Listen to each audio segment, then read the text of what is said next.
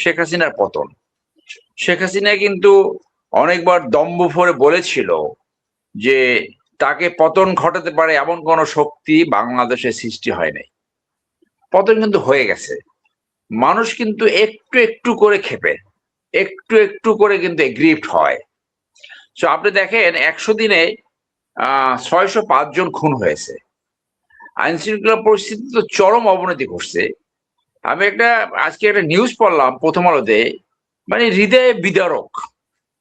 সেটা হলো একজন ভদ্র মহিলা, 42 বছর বয়স, তার মেয়ে নিয়ে সে দিনাজপুর থেকে ঢাকায় আসলো। 5টার সময় বাস এসে থামলো, 6টার সময় সে রিক্সা করে যাচ্ছিল।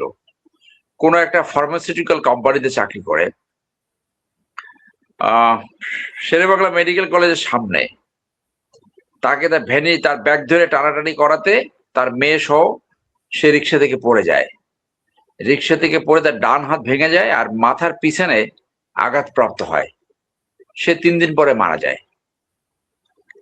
এরকম ঘটনা কিন্তু আগেও ঘটছে, এই প্রথম না। কিন্তু আপনি দেখছেন এইটার কোনো অ্যাকশন? প্রথম আলোর মতো পত্রিকা আসছে এবং এই ধরনের ছিনতাইয়ের সাথে অনেক সময় লোকাল থানার একটা সংযোগ থাকে। তো ওইখানের যে ওসি, সেই ওসি কে এখন পর্যন্ত সেই ওসি চেয়ারে থাকে কি করে? থাকে এইভাবে যে ওই ওসিদেরকে আমার লোক খোঁজে। এখন দেখবেন যে যত ওসি আছে সব কিন্তু ছাত্রদল ব্যাকগ্রাউন্ডের হয়ে যাবে সব। আমি তো আপনার লোক, সব কিন্তু আপনার লোক, সব কিন্তু এখন বিএনপির লোক। তো এই যে সুশাসন ন্যায় বিচারের কথা বলা হচ্ছে, দেখেন এই এই একটা মেয়ে মারা গেল। এর আগে একজন ডেপুটি সেক্রেটারি শহীদ মিনার ওইখানে একই ঘটনা ঘটছে। আপনার যাত্রাবাড়িতে এইরকম আর একটা মেয়ের ভ্যানিটি ব্যাগ টেনে নিয়ে সে তখন মারা গেল। এই যে ঘটনা বারবার পুনরাবৃত্তি হচ্ছে, লোকাল ওসি কোন ওসির বিরুদ্ধে ব্যবস্থা নিছে? একটা ওসি যদি চায় সেই এলাকায় এই ছিনতাইকারী থাকতে পারে না। সব জায়গা কোনো না কোনো ভাবে ক্যামেরা দ্বারা কাভার্ড আছে। এই মোটরসাইকেল আলা কেন এখন পর্যন্ত গ্রেপ্তার হলো না? যে এই ছিনতাই করলো, যে এটা খুনের মামলা, যে তার অ্যাকশনে এই মেয়েটা মানে মারা গেছে, মানে খুন হয়েছে। তার তো এখন এখন অতি সত্ত্বর তাকে খুঁজে বাই করা দরকার। আরেকটা ঘটনা দেখলাম যে একটা মোটরসাইকেল আলাকে ইট মেরে তাকে থামাইয়ে মোটরসাইকেল ছিনতাই করলো, সেটাকে অ্যারেস্ট করছে। ওটাকে র্যাব অ্যারেস্ট করছে, র্যাবের ওই এফিসিয়েন্সি রয়েছে। সো এই আইন শৃঙ্খলা পরিস্থিতি উন্নয়ন না করে আমরা দেখতে পাচ্ছি যে স্বরাষ্ট্রমন্ত্রী সব মন্ত্রণালয় নিয়ে কথা বলে। ওনার সর্বশেষ দেখলাম ধর্ম মন্ত্রণালয় নিয়ে কথা বলে। তো ওনার বক্তব্যটা আমার শোনার সুযোগ হয়েছে যে এস আলম সম্বন্ধে উনি যেটা বলেছে যে মালিকের কাছে তারা ফেরত দিতে চায়। তো এইটা যদি উনি এইটা মিন করে থাকেন যে এস আলমকে উনি ফেরত আনতে চান, তাহলে কিন্তু উনি নিজেও বিপদে পড়বে, বিএনপিকেও বিপদে ফেলবে। যে আপনি কায়দা করে এস আলমের গাড়ি দেখেছে, সেটা ব্যাখ্যা উনি অনেকবার দিয়েছে।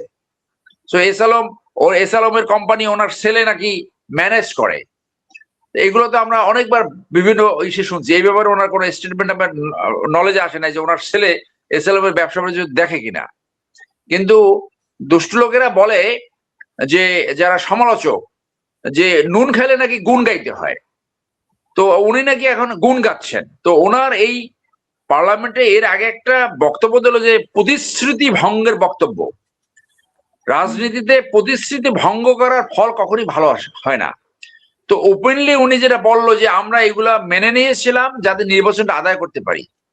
তো এটা তো ডাইরেক্ট জুলাই অভ্যুত্থান এবং মানুষের যে আকাঙ্ক্ষা তার বিপরীতে অবস্থান নেওয়া। তো জন আকাঙ্ক্ষার বিপরীতে অবস্থান নিয়েও তো কেউ আসলে ওরকম সফল হয় নাই, বেশি দিন টিকেও থাকতে পারে নাই। তো আমার কেন জানি মনে হচ্ছে যে এই ভদ্রলোক বিএনপি কি বিপদের দিকে টেনে নিয়ে যাচ্ছে কিনা, এইটা এখন বিএনপির ভাবা উচিত। তো আমি মনে করি যে ওনাদের একটা ঐতিহাসিক উদাহরণ আমি আগেও বলছি, আবারও বলি যে খালেদ মোশাররফ তার নিজের ইউনিটে মারা গেছিল। খালেদ মোশাররফের যে 3 তারিখের কাউন্টার কু ছিল, তারপরে তার বোন 4 তারিখে একটা মিছিল করলো, তার ভাই এবং তার মা। ওইখানে সে মানুষ ভেবে নিল যে এই যে কাউন্টার কুটো করা হয়েছে, জিয়াউর রহমানকে বন্দি করা হলো, এইটা ইন্ডিয়ার পক্ষে করা হয়েছে। একজন এন্টি ইন্ডিয়ান লোক খালেদ মোশাররফ কিন্তু যারা ক্লোজলি চেনে তারা কিন্তু জানে সে এন্টি ইন্ডিয়ান লোক, সে হয়ে গেল প্রো ইন্ডিয়ান। এবং সে সিচুয়েশন ম্যানেজ করার জন্য শেরেবাংলা নগরে অবস্থিত ছিল 10 বেঙ্গল, সেইখানে ফিল্ড ম্যাচে he was killed along with colonel Haidar এবং আরেকজন অফিসার সহ ওইখানে মারা গেল। এবং খালেদ মোশাররফ এটা তার মাকে ফোন করে বলেছিল যে তোমরা আমাকে মেরে ফেললা। তো এই সালাউদ্দিন সাহেব বিএনপি কি ডুবাই কিনা সেটাই এখন দেখার ব্যাপার। ওনার বিরুদ্ধে যে অ্যান্টি ইন্ডিয়ান সেন্টিমেন্ট সৃষ্টি হয়েছে এইটা উনি কিভাবে রিভার্স করবে আই ডোন্ট নো। ক্ষমতায় থাকলে ওই ড্রাইভারের মত না, এই আমার বক্তব্যটা কেমন হলো, মানুষ কি বলে, তো ড্রাইভার তো বলবে স্যার খুবই ভালো বলতেছে, বাহ বাহ বাবা। আর এত বেশি চাটুকার পাশে থাকে, সত্য কথা কেউ বলে না, ক্রিটিসাইজ কেউ করেই না। আপনার সচিব থেকে শুরু করে ড্রাইভার পর্যন্ত বলবে স্যার মারহাবা মারহাবা, সব ঠিক আছে। চাটুকার বাটপার গোলাম, আর এত বেশি গোলাম, এত বেশি দাস, মানে কোনো অন্যায় দেখে না, কিন্তু মানুষ কিন্তু আস্তে আস্তে খেপে। তো সেইখানে আমি ওই জায়গাটা আসি, ওনার বক্তব্য যদি এইটা মিন করে যে উনি এস আলমকে ফ্যাসিলিটেট করতে চায়, অর্থাৎ মালিক মিন করে তাকে আনতে চায়, that will B a disaster.